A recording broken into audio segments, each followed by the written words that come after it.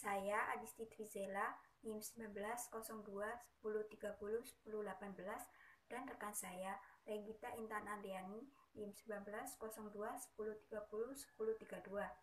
Jadi, kami berdua akan menjelaskan materi ke-6 tentang elasticity in the long run versus the short. Yang pertama, saya akan menjelaskan mengenai pengertian elastisitas. Jadi, elastisitas merupakan pengaruh perubahan harga terhadap jumlah barang yang diminta atau ditawarkan. Atau, elastisitas bisa dikatakan sebagai kepekaan perubahan suatu gejala ekonomi terhadap gejala ekonomi yang lain. Elastisitas dibagi menjadi 3, yaitu elastisitas permintaan, elastisitas pendapatan, dan elastisitas penawaran. Yang pertama, elastisitas permintaan. Definisi dari elastisitas permintaan sendiri merupakan pengaruh perubahan harga terhadap besar kecilnya barang yang diminta. Bentuk elastisitas permintaan dibagi menjadi 3, yaitu elastisitas harga, elastisitas pendapatan, dan elastisitas silang. Dalam elastisitas permintaan terdapat hukum permintaan yang berbunyi semakin rendah harga suatu barang, maka semakin banyak barang yang beredar, dan sebaliknya, semakin tinggi harga suatu barang, maka akan terjadi kelangkaan. Untuk menghitung elastisitas permintaan terdapat rumus di mana koefisien permintaan sama dengan perubahan jumlah permintaan per perubahan harga dikalikan harga awal per jumlah permintaan. Dari rumus tersebut maka akan diperoleh koefisien permintaan. Dalam menghitung elastisitas terdapat 2 cara, yaitu menggunakan elastisitas titik dan elastisitas busur. Elastisitas harga atau price elasticity merupakan persentase dari perubahan jumlah permintaan yang dikarenakan oleh persentase harga barang tersebut.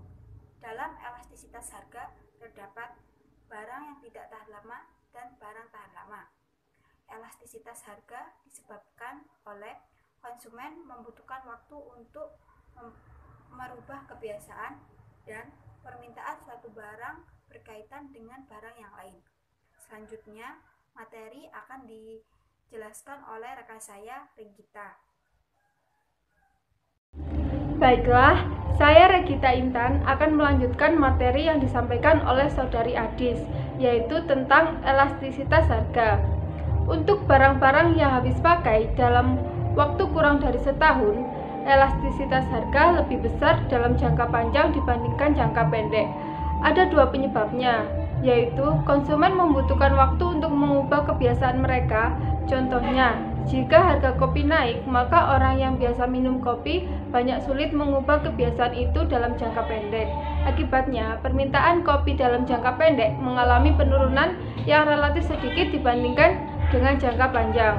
Dan yang kedua, kadang-kadang permintaan suatu barang berkaitan dengan barang lain yang perubahannya baru terlihat dalam jangka panjang. Contohnya yaitu harga BBM naik, maka konsumen akan mengurangi jam pemakaian kendaraan, sehingga dalam jangka pendek elastisitas harga lebih besar. Kemudian yaitu elastisitas pendapatan. Elastisitas pendapatan dalam jangka panjang bagi barang non-durable lebih besar dibanding jangka pendek. Sebaliknya, barang durable, elastisitas pendapatan dalam jangka pendek lebih besar daripada jangka panjang. Yang selanjutnya adalah elastisitas penawaran. Faktor yang mempengaruhi elastisitas penawaran adalah lamanya waktu para produsen bereaksi terhadap perubahan harga, derajat penggantian faktor produksi antar proses suatu barang dengan proses produksi barang-barang lain, tingkat perkembangan teknologi. Elastisitas penawaran dalam hubungannya dengan periode pasar dapat dibedakan menjadi penawaran jangka sangat pendek, penawaran jangka pendek, dan penawaran jangka panjang. Yang pertama yaitu jangka sangat pendek. adalah jangka waktu di mana tidak ada waktu bagi produsen untuk bereaksi menaikkan produksi bila ada kenaikan permintaan. Dalam jangka waktu ini, kurva penawaran sudah tertentu yaitu inelastisitas sempurna dan berbentuk tegak lurus. Kenaikan permintaan menyebabkan harga naik dan kenaikan harga berfungsi sebagai penjatah, yaitu hanya mereka yang bersedia dan mampu membayar harga lebih tinggi yang dapat membeli. Kuantitas yang diminta tetap sama besar dengan kuantitas yang ditawarkan. Yang kedua yaitu jangka pendek. Dalam jangka pendek, kapasitas produksi perusahaan sudah tertentu dan tidak dapat diubah. Di sini kurva penawaran lebih elastis, yaitu berlereng cukup curam dan tidak merupakan garis tegak lurus. Bila terjadi kenaikan permintaan, maka harga dan kuantitas keseimbangan naik. Dan yang ketiga yaitu jangka panjang. Dalam jangka panjang, perusahaan mempunyai cukup waktu untuk mengubah atau menambah atau mengurangi skala pabrik. Di samping itu, perusahaan-perusahaan baru mungkin akan masuk ke dalam industri dan perusahaan-perusahaan yang sudah ada bisa keluar dari industri yang bersangkutan. Dalam jangka panjang, kurva penawaran lebih elastis dan berbentuk lebih lancip daripada kurva penawaran jangka pendek. Ketika ada kenaikan permintaan harga dan kuantitas keseimbangan akan naik. Kenaikan harga lebih kecil dan kenaikan kuantitas lebih besar dibandingkan dengan kasus kurva penawaran jangka pendek. Yang selanjutnya yaitu faktor penentu elastisitas penawaran. Ada dua faktor yang sangat penting dalam menentukan elastisitas penawaran, yaitu yang pertama, kemampuan penjual atau produsen merubah jumlah produksi. Ini berkaitan dengan biaya dan kapasitas produksi. Penawaran akan cenderung tidak elastis apabila salah satu dari hal-hal berikut terjadi. Yang pertama, biaya produksi untuk menaikkan jumlah penawaran besar.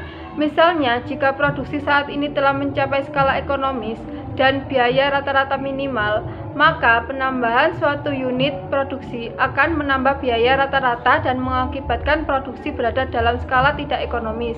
Dan yang kedua yaitu kapasitas produksi telah terpakai penuh sehingga penambahan kapasitas akan memerlukan pabrik atau mesin baru, misalnya yang membutuhkan investasi besar. Sementara penawaran akan cenderung elastis jika yang terjadi adalah sebaliknya. Dan yang kedua yaitu jangka waktu analisis. Pengaruh waktu analisis terhadap elastisitas penawaran dibedakan menjadi 3, yaitu yang pertama, jangka waktu yang sangat singkat. Pada jangka waktu yang sangat singkat, penjual atau produsen tidak dapat menambah penawarannya sehingga penawaran menjadi tidak elastis sempurna. Yang kedua, jangka pendek. Kapasitas produksi tidak dapat ditambah dalam jangka pendek, namun perusahaan masih dapat menaikkan produksi dengan kapasitas yang tersedia dengan memanfaatkan faktor-faktor produksi yang ada. Hasilnya, penawaran dapat dinaikkan dengan persentase yang relatif kecil sehingga penawaran tidak elastis. Dan yang ketiga, jangka panjang. Produksi dan jumlah penawaran barang lebih mudah dinaikkan dalam jangka panjang sehingga penawaran lebih bersifat elastis. Dan yang ketiga ada stok persediaan. Semakin besar persediaan, semakin elastis persediaan. Ini karena produsen dapat segera memenuhi kenaikan permintaan dengan persediaan yang ada. Dan yang keempat ada kemudahan substitusi faktor produksi atau input. Semakin tinggi mobilitas mesin atau kapital lainnya dan tenaga kerja, semakin elastis penawaran.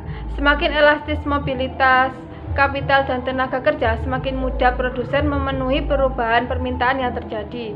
Ini karena kapital dan tenaga kerja lebih fleksibel, sehingga dapat ditambah atau dikurangi sewaktu-waktu dibutuhkan. Selanjutnya, saya akan menjelaskan mengenai kurva demand elastisitas jangka pendek dan elastisitas jangka panjang yang sudah saya dan Regita cantumkan dalam slide PPT kami. Jadi, dari kurva tersebut diperoleh penjelasan di mana kurva jangka pendek digambarkan dengan kurva SR, sedangkan kurva jangka panjang digambarkan dengan kurva LR. Pada kurva jangka pendek, kenaikan harga tidak terlalu mempengaruhi jumlah permintaan. Misalnya, pengendara tidak akan mengganti tipe kendaraan melainkan akan mengurangi jarak tempuh. Sedangkan pada jangka panjang, kenaikan harga mempengaruhi besarnya konsumsi. Misalnya, pengendara akan mengganti tipe kendaraan ke dalam tipe kendaraan yang irit bahan bakar. Jadi, seperti itu penjelasan dari kurva demand, elastisitas jangka panjang dan elastisitas jangka pendek. Selanjutnya, saya akan menjelaskan mengenai kurva demand dan durabilitas yang sudah kita cantumkan dalam slide PowerPoint kami. Jadi, dari kurva tersebut diperoleh penjelasan di mana kurva jangka pendek digambarkan dengan garis SR dan kurva jangka panjang digambarkan dengan garis LR. Pada jangka pendek, jika harga mobil baru naik, maka awalnya konsumen tidak akan membeli mobil baru. Jumlah permintaan akan turun drastis. Pada jangka yang lebih lama, mobil lama sudah usang dan harus diganti. Walaupun harga mobil baru naik, tetap ada permintaan. Kenaikan harga tidak lagi mempengaruhi jumlah permintaan. Demand tidak lagi elastis pada jangka panjang, atau kebalikan kasus bensin. Jadi, itu saja penjelasan yang dapat kami sampaikan dalam materi elasticity in the long run versus the short run, atau elastisitas jangka panjang versus jangka pendek. Terima kasih atas perhatiannya, semoga bisa bermanfaat. Wassalamualaikum warahmatullahi wabarakatuh.